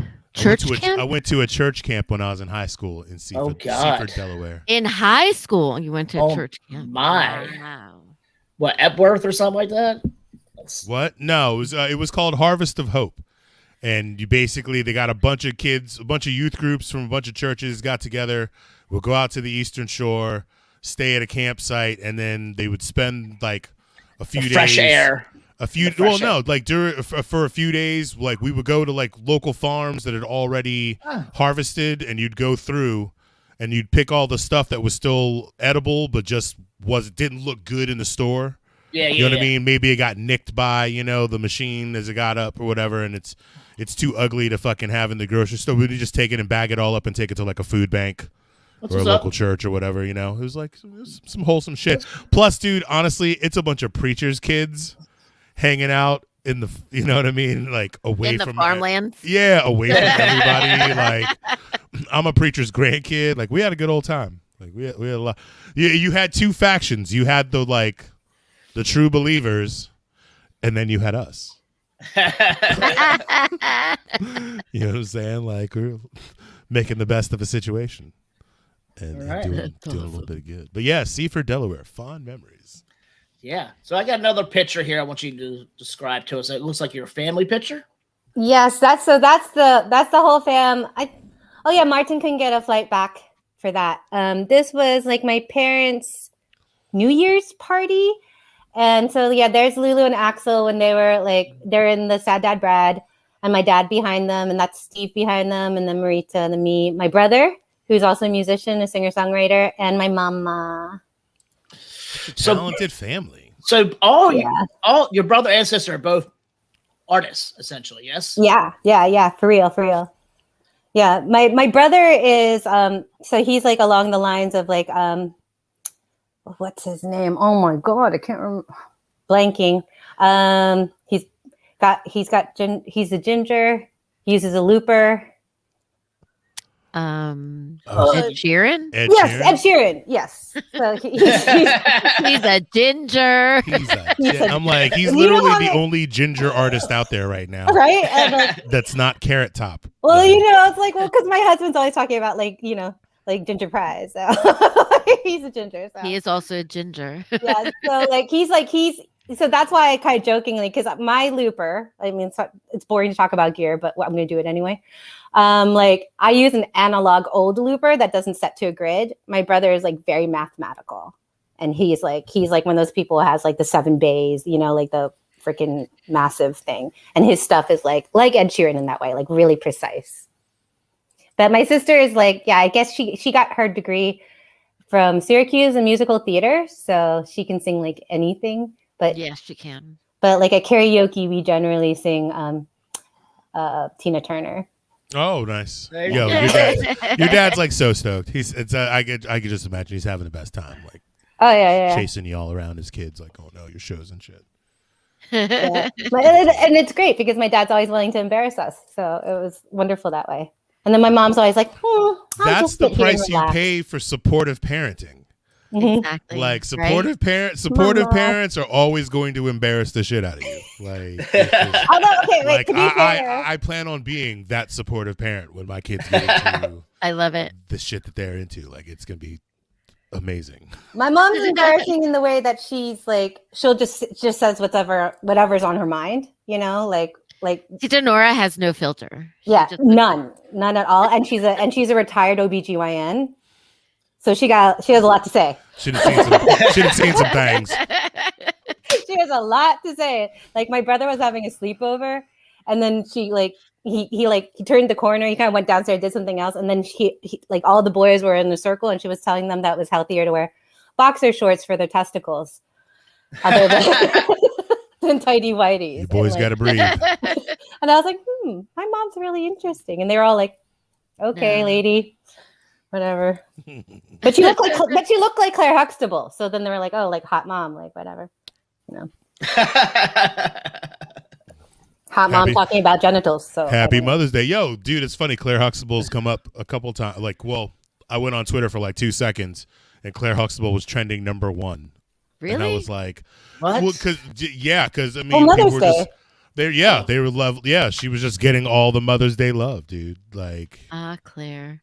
So I was so this is recent. So I was recently days old. Recently days old that I discovered or I realized that Claire Huxtable and Debbie Allen are sisters. I did. oh not know yeah. that. How did I not know? I'm like Because- shocked that I did not know that. Because They were Felicia, like on. before she married Ahmad Rashad and took his last name, she was Felicia Ayers Allen. Uh-huh. See, I had no idea. And then they were on some. I don't know. I saw some video of them, like they were on a talk show together, and they were like talking about them being sisters. And I Yo, was like, "What?" Coming back How full did I circle to Fame. Yes. We were Yep. talking about Fame earlier today. Debbie like, Allen. Dude, my heart. That's why I want the big stick. You know, like Oh, that's what I want. dude, she was the beast on that show. Oh God, I Oh love my her so much. She's on Grey's Anatomy right now, and like I'm mad. Grey's that Anatomy she- is still on. Yes, and she's like she's like a matriarch. Like she owns the hospital. She better. Yeah, she they- owns you the better not- fucking. She owns that fucking hospital. Does she go now. by Deborah now? So cool. Oh, not her. Yeah. I don't know. if she Felicia goes by Rashad. Deborah. No, Debbie Allen. It's Debbie Allen who's on. Wait, there. who's on Grey's Anatomy now? Debbie Allen. Debbie Allen, and she's I was gonna say she better be the matriarch. You go have her in there as like Yeah. some head nurse or some shit. No. She like kicks fucking ass. But like I sit there and it makes me reminiscent. Like it makes me like wish that she were more. She performed more because she's just acting. You know, she's a physician. She's is a legendary. urologist, I think. Oh, Oh, Look at her. so I she love looks her. great. I love her so Still much. got it. Yeah. See, that's another movie. I was just talking today about like how there are these movies that I need to rewatch. One of them being the Excalibur that we talked about the other show. Which I have not watched yet. We need to you've watch never it, seen Marcus. Excalibur? Oh my god, I love that movie so much. Maybe What's we should do a Excalibur? live. We should do a live stream of us watching it. Yes, it's from the 80s. It's about King Arthur. But Ex- Helen yeah. Mirren was in it, and I had no clue growing up that it was her. Obviously, because I didn't know who she was, but it didn't dawn on me until a couple weeks ago that she played like she was Morgana. She was a Oh King Arthur's yeah, sister. you mentioned that. Yeah. Yeah. And I didn't know that until a couple weeks ago. You know what I've been wanting to rewatch lately is you remember Lady Hawk? Yeah. Oh yeah, that's Yeah. Matthew Broderick's in that, right? And Rutger Yeah. Hauer, Yes. Yes. And Michelle Pfeiffer. Michelle Yes. Pfeiffer. That's So who's. speaking of Michelle Pfeiffer, another movie that I want to rewatch because I loved it as a child is Grease 2. I fucking love that movie so much. So a couple months ago, I don't know if you guys remember, I went on like a little bit of a Facebook rant about Grease, the and first one? how I Yeah. thought it was like super overrated Yeah. or whatever. So I've decided that that movie, it is what it is. That movie, people that love that movie, go ahead and love that movie. Because I feel like as long as we have Hairspray, I love Hairspray too. I feel like Hairspray is not like it was made as a counter to Grease, but I feel like Hairspray is a great counter. So you know, Grease. Hairspray was filmed. I mean, you know, but yeah. it was Oh, filmed in Baltimore. So then Oh. a lot of my high school friends were. I shouldn't say a lot. Handful of my high school friends were extras in that movie. Dude, we watched it with the kids the other day, and dude, how much DJ loved Hairspray. He was every dance number. He was like Was he? throwing down. He was in it, dude. I was So impressed. one of the guys who I forget what his character was, but he was like a proper character, and he wasn't an extra. He was a proper character. Do you remember, Marlo? Do you remember Holter Graham? Yeah. Yeah. So he was in that show. He was. I'm sorry. Did you just say hold your gram? Holter Graham? is his Okay. name. He was an actor. He was in the show. He was in Hairspray. He was in. I want to say he might have been in more than one of John Waters' movies. Yeah. Wasn't he What's the one that was filmed in Enchanted Forest? Oh, Enchanted Forest. I used to go there as a kid. God, I love that place. Yeah, I used to Forest. Oh, I can't remember. Crybaby. Crybaby. Yeah, you was in that movie too. Yeah. Did you ever go to Enchanted Forest? Did you ever go to Enchanted Forest? So long ago, I don't even Well, remember. yeah, obviously. But like you remember it, right? Yeah. You know what it is. Yeah, because I mean, it's like I mean, obviously it was so longer that I went. It's one of those magical places in the region, like Glen Echo Park. Yes. You know, like you've been to Glen Echo Park when you were little tiny person. Enchanted Forest is the same thing for me. Like, yeah, we went there every summer. We would go there. It was close to where we lived, so we would go there all the time. Like, because I grew up in Columbia. Party there? Huh? Didn't you go to Marita's birthday party there? I'm sure I did. Yes, I need that. I'm sure. So Holter Graham and I, fun fact, we were in a play together at Bryn Mawr. So that's how I became friends with him. But he'd already been in what do you call it? He'd already been in Awesome. So many memories there. So hang on. Did you know that there was a couple that ended up because Enchanted Forest ended up becoming defunct. Like everything went like to shit. There needs to be a documentary on it if there is. Yeah. So there was a couple who bought all the leftover like whatever, like the little rides and stuff and the little exhibits. I mean, they had become what's the word? Decrepit. Like they hadn't been taken care of. So they bought them and brought them all over to their farm and then restored them.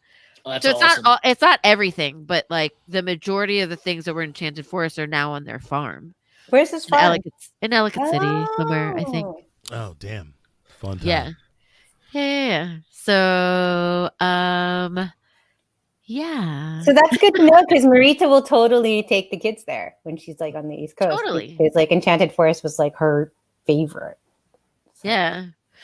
Yeah, I do. I vaguely remember going. I mean, we were young, but like I remember going to her birthday party at Enchanted Forest.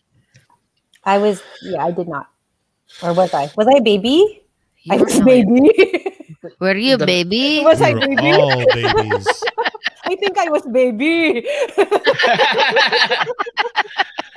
All right, let's transition into the first half of our favorite TikToks of the week. Favorite TikToks. So let's start with this one. With your shirt off. So many. Be a man. Oh, you got to play it again because it cut off the beginning. It did. Let's do that. Fry bacon with your shirt off. Be a man. Oh no. That is deadly. Marcus, have you done that before? I've done that before. Well, that's stupid. I fried bacon drunk as hell, butt naked one time. Why? Me and a girlfriend Jameson? Me and a girlfriend had the idea of like it was Valentine's Day weekend or some shit like that. We were like, let's cook naked, and probably the worst idea I think I ever had in my life was cooking. I mean, you just get hungry and you start making food, and clothing is sort of an afterthought. And it's like I could get dressed, but then I'm walking away from the stove, and that's not being safe. You know, you could put on an apron, maybe. Yeah, that's what I ended up doing because I was getting splattered. The guy said, "Be a man." Okay.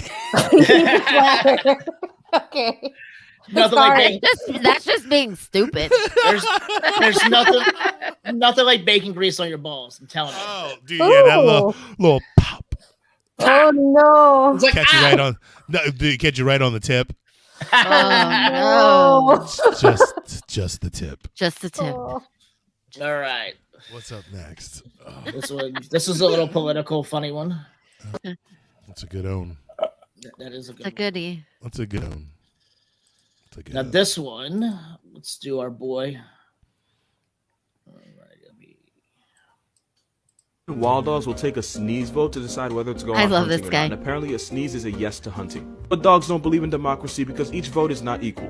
If one of the two dominant dogs in the pack sneezes, they're more likely to go out hunting even if they don't get the majority vote. If a high-ranking dog sneezes first, it takes about 3 additional sneeze votes for the pack to decide to hunt. But if a low-ranking dog initiates and sneezes first, it could take up to 10 sneeze votes for them to rule in its favor. And since African wild dogs have a merc rate of 80%, the difference between a gazelle surviving to the next day or becoming a Cujo Chuchoy could really come down to a dog with a pollen allergy. As for why they vote by sneezing, I have no idea. It's one of those things that can't really be explained. Unlike this, because the directions on how to play this game are literally in the name. You just sort it. Simple in theory, but trust me, it is much, much harder than you think. It's gonna be that link right there if you have nothing better to do. As a reward for not scrolling, because I honestly wouldn't blame you if you did, here's free serotonin in the form of a wild puppy. Aww. Aww, little puppers. That guy's awesome. Yes, I love that guy. I got stuck on his page last week. It was kind of fun. For how long, Marcus? Tell us. Probably like 4 hours. 4 hours on the same TikToker? No. I was gonna say he can't have that many videos. Them shits is only. He does have a lot though. 2 minutes, I think, is the maximum. No, they just went up to 3 minutes now. Oh, you can make a 3-minute TikTok now? Yeah. Mar, do you have TikTok? No, I can't figure it out. Don't What? do it. Don't do Dude. it. Don't do it, and you'll never get off of it. I already spend too much time on Instagram. Like, there's so much TikTok that like they actually have videos that's like, hey, you've been scrolling for a while. Maybe take a break. And you're like, fuck you. Don't tell me how to fucking live my fucking life, motherfucker. Like, damn TikTok. no. Really? That's crazy. Yeah, I'm not even playing, dude. I was like a few days ago, I woke up, I was just lying in bed. I was like, fucking watch me some TikToks. Scrolling, watching, liking shit, and all of a sudden, like, hey, my friend, looks like you've been scrolling for a while, like, blah, blah, blah. And I'm just like, it's the Netflix. Are you still? You know what I don't fucking need is TikTok telling me how to live my fucking life. Is it is it like a person's voice? No, it's an actual. It's a TikTok. A person. It's TikTok has a person that makes a TikTok video of them telling you that you've been on the device for a while. That Perhaps you should take a break. And maybe, consider taking a break. I thought it was like the paperclip in Microsoft that like something like that. Attachment unavailable. That is like the fucking Netflix. Fucking Netflix when they tell you, "Are you still watching?" No, they Fuck got you. rid of that. I am still watching. Do they? Yeah, I haven't, dude. I mean, as someone who has passed out watching Netflix many times in recent times, no, they. I don't know. That used to piss me off. I'm like, I don't need you to ask me if I'm still watching. Yes, I'm still watching. That's why the fucking thing is still on. That's why it's still going. It's my day off. Leave me alone. Leave me alone. There's my buddy.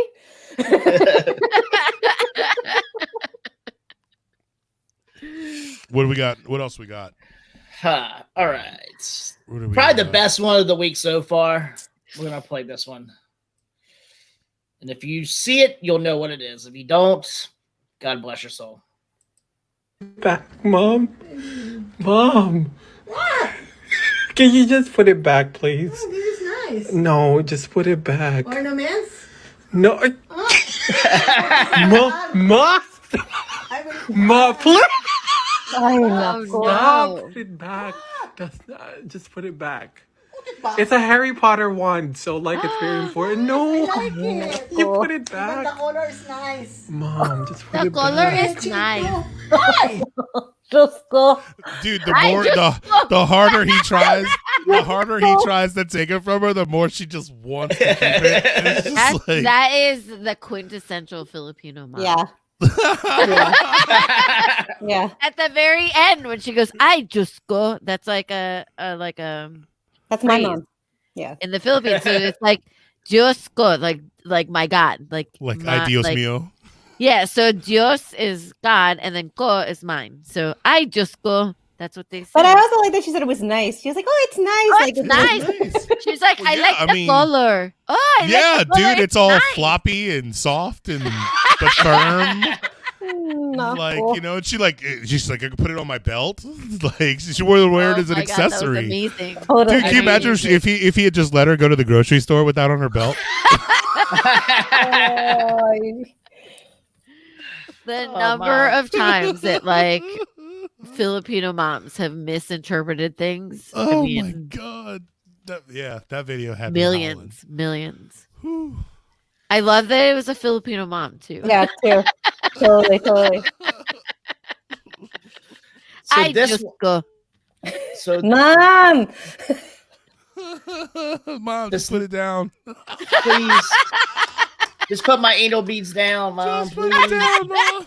Just let go of my anal beads. Because if he'd have told her what they were, if he'd have told her what that actually was, man. Oh my God, she would have gone straight to church. Straight to. She'd have washed her hands in the scalding hot water for an hour. No, And then in gone like to- holy water. Holy water. She would have been Hol- like holy water. And then sprayed it on the entire room and then gone straight to church. Praying with the rosary beads like ready to go. Yeah. Ay, bastos. Is what Ay, she- nako. Ay, bastos. Oh, my God. There's gotta be rosary beads. It's that so aggressive double when beads. it's in black. Like that. That purple looks makes so- it nicer. It's so innocent in the purple, dude. It looks so nice. I like the purple. I mean, like, so in the purple, Oh, no. in the purple, it looks like a sex toy. In the black, it's like a sex tool. You know what I mean? Yeah, toy, Oh, it's no. nice. It's nice. tool, Oh, it's nice. toy, Boy. Bang, bang. It's tool. So nice. It's cute. Oh, Marlo, I hope our parents aren't watching. Yeah. Hmm. The titas are all gonna have something. I to might have say. mentioned to my mom that you were going to be on the show, but I'm pretty Oh, sure she has no. no idea that She's how logged to, off by now. She's logged off. I know. I'm pretty sure she has no idea how to like. How do you? No. Yeah, Yeah. you do have that. She's working like, for us. Bambi, what channel are you on? Yeah. We're like, what is the radio station? What This is it? No, but my mom. My mom would be like, Your just mom be- is like tech savvy though. Shit. She would get on there. She'd be like, "Oh, this is like my word game," and then she would get onto like Facebook and be like, "Mar, I hear you cursing." Mar, why are you talking about those anal beads? Was that not safe for you? You I have to know be about very this. safe. I know. I'm like, oh, awkward. Don't, mom, please, no. Make Is sure it a- you're cleaning them. Is it a tool or is it a toy? Yeah, she'd be like, "Oh, you don't want UTI." Make sure you clean it properly, huh? And there you go. The more you know, people. Shit. I mean, your mom is We're getting into the close to the 2-hour mark, so I'm gonna take this Wait, opportunity. Marcus, what are you drinking? First of all, Irish Canadian what? mist.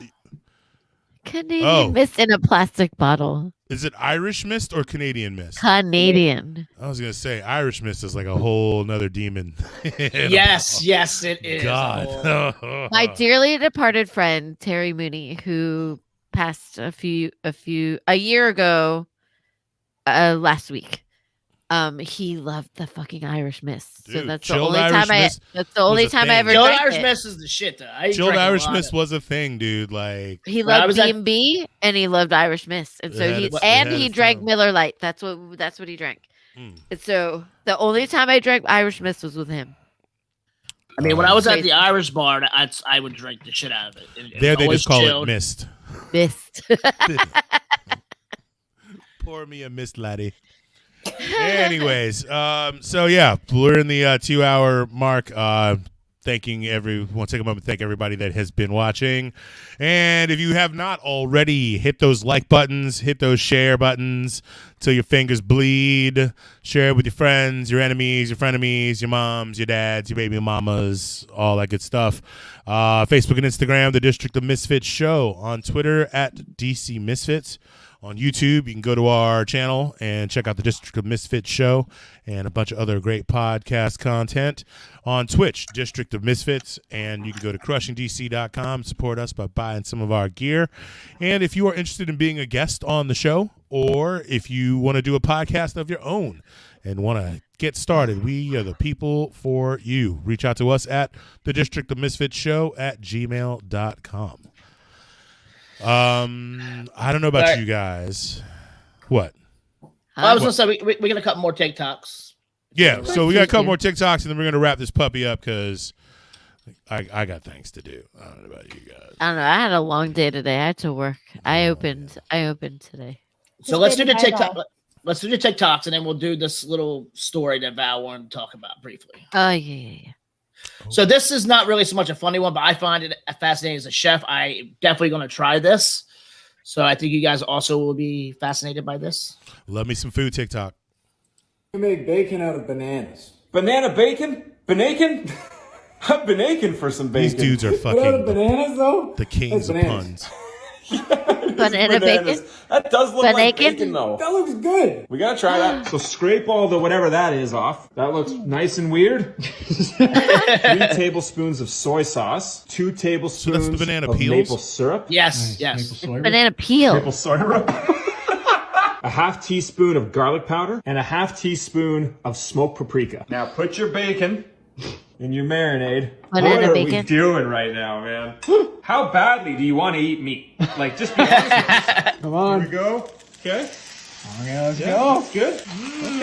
Okay. Okay, that's almost done. Yeah, let's go. Cheers, man. Cheers. Oh. Nice little crunch. I mean, it's not bacon.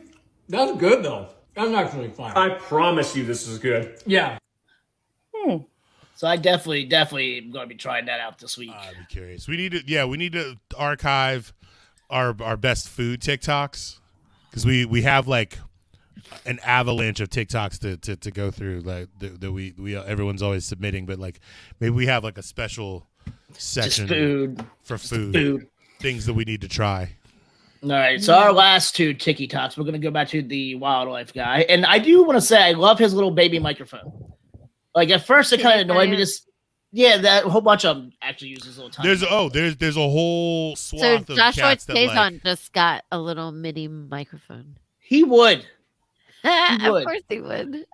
All right, so let's watch about whale sperm. 400 gallons of baby batter, but only 10% of it makes it to the female, meaning 360 gallons. And because of that video, there's now people that believe the ocean is salty because of whale sperm. And I'm not gonna lie, I wish it were true because of the look on people's faces when I tell them this is free therapy, but it isn't. Most of the ocean salt comes from rocks on land because when acidic rain hits the rocks, it erodes them and causes them to release salt. The salt gets carried out in streams and rivers where it eventually reaches the ocean. The reason the ocean is so salty is because this has been happening for millions on billions of years. Some of the salt also comes from hydrothermal vents at the bottom of the ocean, but most of the time when you taste seawater, the salt came from a rock, not a whale that already has. So yeah, you don't have to worry about salty seawater. Besides, you should probably be more concerned with the fact that your perfume used to be made from whale vomit. The more you know. Ew. And so the final one is of this gentleman. A lot of people do, what are they called? Fucking duets with him. Duets, yeah. Duets. Yeah. The duets. So this is somebody with the Rubik's Cube, and I forget this gentleman's name, but I just like how he yells.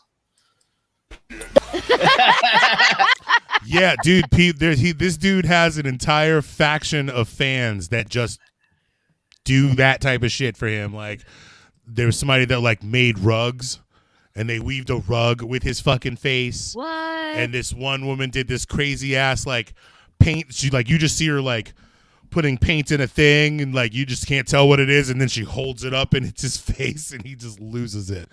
And like, yeah, he's I'll bring him on. He started off just like yelling about shit and just being mad about shit, and then like now his videos are just duets of people like worshiping him and him just being like gorgeous. You said it so well. Yeah. So Gorgeous. yeah, let's go ahead and wrap this puppy up, man. Thank you, Marlo, for joining us. You fucking kick ass. And let's all hang. It's so yeah. When this is all, well, y'all are gonna get to hang at the beach. So just to recap, Marlo's show is this Friday, the 14th at Rhizome in DC. Look it up. Anybody who wants to go, you should go. I think I might have requested off on Friday night. So what time is your show start? Hi, Bal, you're coming? Hopefully, I don't know because I haven't gotten my schedule yet, but I did request it. Well, I can always try to hunt you down after too. True story. So, Marlo, so what time is it? Wait, Mar, what time is it? Well, I don't know where I am in the lineup yet, but I'll let you know. But what time is it? What time are doors? It starts at 7:30, but like I don't know with the COVID precautions and stuff like that and the social distancing. Yeah. They might. I mean, I don't know. I'll let you know. And again, where can we find you? Where can everybody find you? Yeah, like just at Marlo De Lara on the Twitter and on Instagram. Instagram's probably the best. And Marlo Eggplant Music and Facebook is kind of but I don't really use that name anymore. But Marlo Eggplant Music and yeah, that's the best. And marlodelara.info is my website. Right on. Thank you. Yes. I don't have any final words. I've not been engaging in social media. I have been trying to avoid the news this past week just because I'm trying to stay mentally healthy. But I'm sure sometime in the next 7 days I'll throw all of that out the window and delve back in and come back salty as ever and have lots of shit to say next week. So I will pass Val, it on. We'll get to your story. We'll get to your story next week. Okay. With the pictures and the face and the stuff. It's funny. It's a good one. So So my final word of the week is seriously, people, if you order takeout, fucking tip your people. Don't fucking come and get like $150 worth of takeout shit and then tip $2. That's fucked up. Like, people in the restaurant industry are struggling, and don't be a dick. Like, fucking tip your people.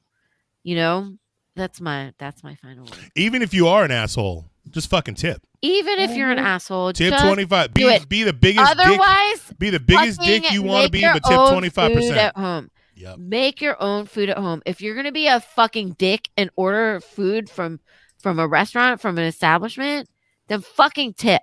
Tip properly. Don't be an asshole, please. And thank you.